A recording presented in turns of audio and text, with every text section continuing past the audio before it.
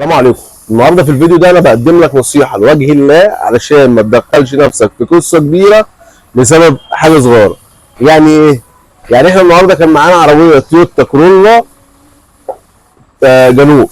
العربيه دي كان فيها مشكله خشانه جامده جدا او صوت دردره جامده جدا مع المشي.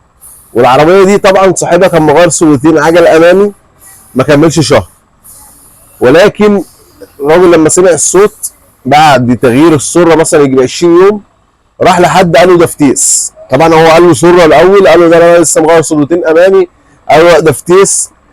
فالراجل جالي قلت انا جربت العربيه انا وهو، قلت له دي سره عجل استحاله تبقى فتيس، استحاله تبقى فتيس. انا عايزك تسمعوا الصوت اهو اهو. بصوا يا جماعه، بص. طب انا طالع في الفيديو ده اقول ايه؟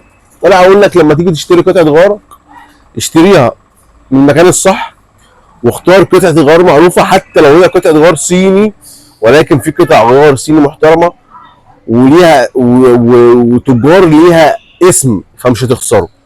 انت ممكن تجيب صوره زي كده سعرها ما يقلش صيني عن 1000 ونص، عن 2000 جنيه على حسب نوع عربيتك، عن 2000 ونص، وفي الاخر تلاقي نفسك دخلت في فتيس ب 20 30 الف جنيه بسبب التشخيص الغلط، بسبب التشخيص الغلط.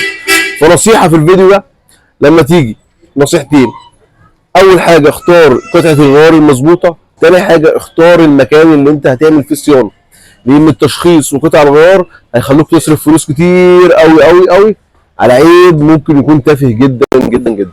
شكرا ليكم في قناه مواهب سيارات. بعد اذنكم كل حبايبي المتابعين يعملوا لنا لايك، يعملوا لنا شير للفيديو عشان المعلومه توصل للناس اكتر. انا بصوا متخيلين، تعالى هنا كده، البنيه جديده اهي، البنيه جديده لسه مصاميرها جديده اهي.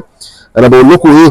بقول لكم بوريكم حاجه وبنصحكم في فيديو علشان ما تروحش تلاقي نفسك دخلت في فتيس ب 20 30 الف جنيه، فما تبخلش علينا باللايك والشير للفيديو. شكرا لكم في قناه مواهب سيارات، وعليكم السلام.